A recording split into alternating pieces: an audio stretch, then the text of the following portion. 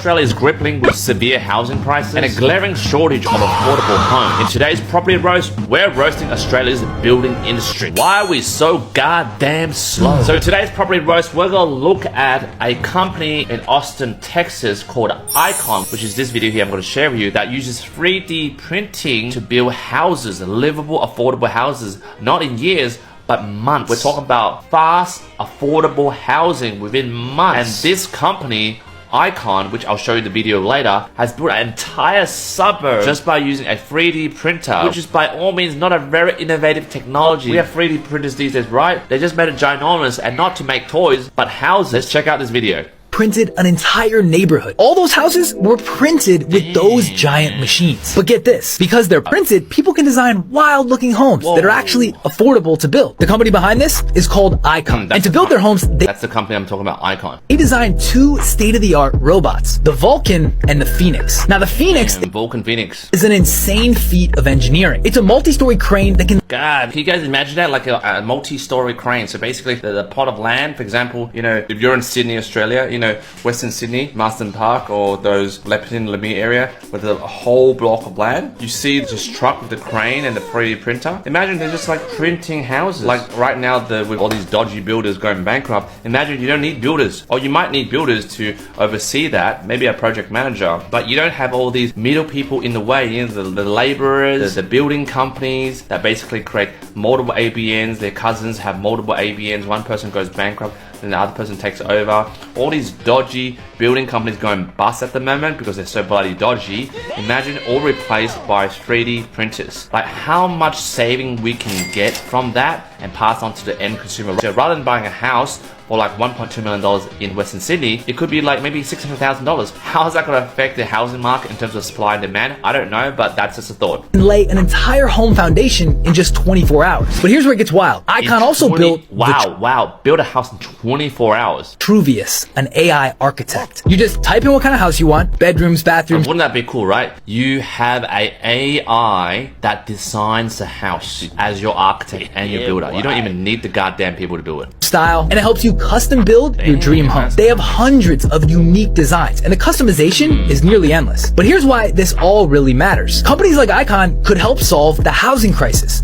Do you guys think this company, if there was some sort of similar company in Australia, can solve the housing crisis now? Like, you know, there was a video that I roasted back a few weeks ago about this guy crying about how, oh, you know, because immigrants and they're still on our jobs, they're still on our properties, I have to be forced to be homeless. What if there is a solution where we can 3D print houses at a low cost so that guys like him won't whinge about being made homeless? I think they can get construction costs down below $25 per square foot. That's 8 times lower than California. All these design concepts you're seeing cost less than $99,000 to build. Damn, $99,000 to build. Obviously, in Australian terms, maybe about $300,000, $200,000 to build, maybe.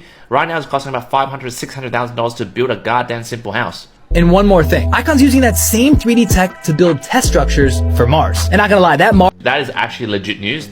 Icon is actually working with NASA at the moment to build like, you know, like homes in Mars. For example, in conjunction with Elon Musk, you know, his SpaceX project. Once he finds a way to habitize Mars, they were using companies like Icon. So if Icon can build a goddamn house in Mars, in the outer space, I'm sure right now they can build a house in goddamn Australia, Sydney, right? Now guys, this is not just happening in Austin, Texas, it's also happening in China. This is Douyin, a Chinese platform, mothership of TikTok, and this is what they're doing in China at the moment. They're saying 2 people operating this crane, right, in 2 weeks can build a goddamn house. Look at this building, dude. It's saying here 2,000 to 2,500 yuan per square meter, which if we convert it to Australian, it's about $437 per square meter, which is like so cheap to build compared to Sydney right at the moment, right? You're talking about maybe $1,500 to $2,000 per square meter to build a goddamn house. 100多平米，差不多20多万。真地打印建筑具有很强的生命力。 Nice, man. Like, I'm not gonna lie, if you do build it with brick and mortar at the moment, yes, it looks much nicer than this kind of like looking house. It looks like you know those Sunday at McDonald's, and they're like getting the cone and going through that. It looks like a piece of poop. But for the structure, for the livability, and for the affordability, it's something that locals who are struggling with the housing crisis and the cost of living can opt to if the Australian government would allow this to happen. And I'll look into, and I'll talk about why later I'll talk about why the Australian government would not allow this type of technology, to enter into Australia. But for now, let's watch what is the capability of 3D printing houses. 我是从2003年开始研究数。So we have old mate here in China, 2003. He started studying how to use 3D printing to build houses. And let's continue with him. 建筑和智能建造。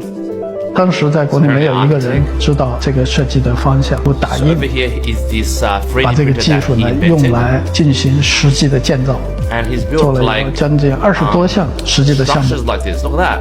Damn. 现在 That 团队 was from actually a 3D model and became that. That looks pretty lit. 加在一块的20多个人，尤其是90后、00后。最早做的一个项目呢，桥 You can also build, 在上海， you can also build 当时 bridges. 呢影响很 See? 大，中央电视台包括100多家媒体都报了。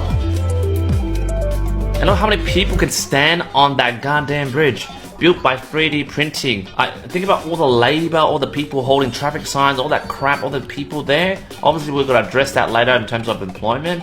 But all those people are gone. It's just a 3D printer and maybe 3 or 4 guys that are operating this, maybe engineers. 那首先要在软件里安装的这个农宅哈，今年呢被评为河北省最美的家庭。前天给我发了一个微信，说感谢徐教授哈，这个房子太好了，我们那个感觉很幸福。它那混凝土打印的房子呢，它比旁边的民宅呢坚固，它保暖，夏天保冷，节能。Very nice, guys. 农村里的路很窄。 大卡车开不进去，大吊街呢也进不去，没有发明了小车，智能机器呢就能开进这个农民院，开始自己打印。Imagine that, guys. We can just buy our own 3D printers, and according to AI technology, we build our own goddamn homes, like own a builder with a 3D printer. 一个月可以建2栋房。 Now, obviously, for big, complex structures like this, you need an engineer, you need a license, all that stuff. But think about the capability, guys. So right now, we're gonna dive into the roast of why the Australian government would not allow this technology to hit our shores. Let's look into this.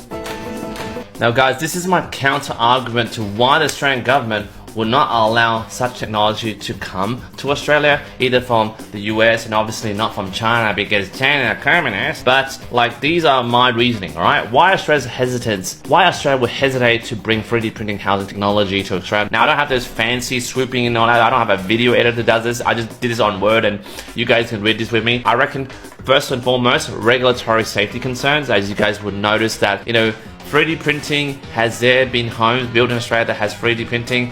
How is it going to weather like storm, the hot temperature in Australia? What about bushfires? We have a lot of bushfires in Australia. What about Queensland, bloody flooding?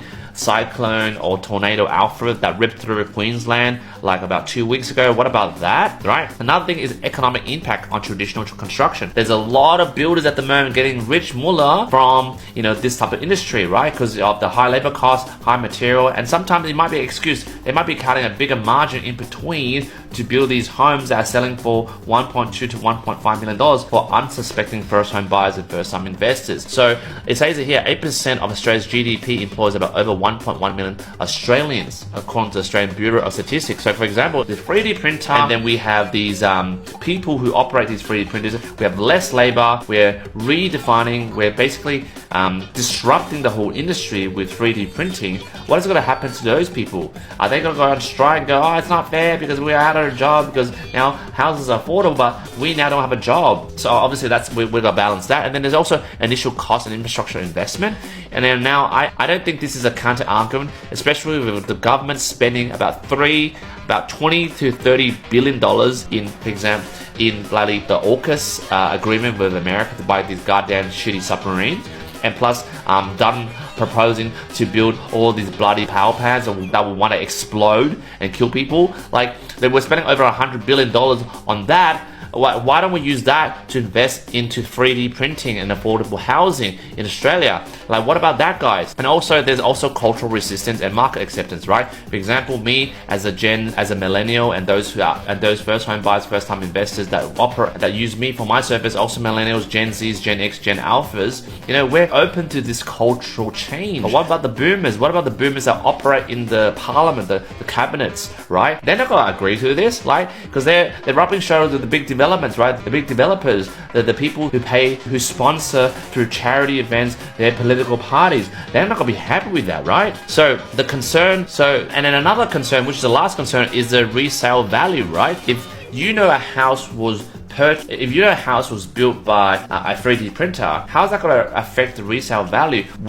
How would that affect those houses that are bought for brick and mortar, right, on the same plot of land? Would that disrupt the space? For example, you bought a house for $1.2 million brick and mortar, and next minute someone builds a house for like $200,000, and their house is, say, for example, worth $600,000, which is half of yours. How do you value that? So there's a lot of questions that needs to be addressed if we're going to bring this type of technology into Australia. But guys, jump in the comments, what do you think about, you know, these type of 3D printers that are in other countries at the moment? China, America, I heard Denmark is trialing at the moment. What do you think? Jump in the comments. Do you think we should just trial this out? Do you think this will disrupt this industry to in-proportional margins? Probably drive everyone crazy and turn the market upside down. And I'd love to read your comments on what you think about using 3D printers to disrupt the expensive housing crisis in Australia. Until next time, I will see you in the next property roast.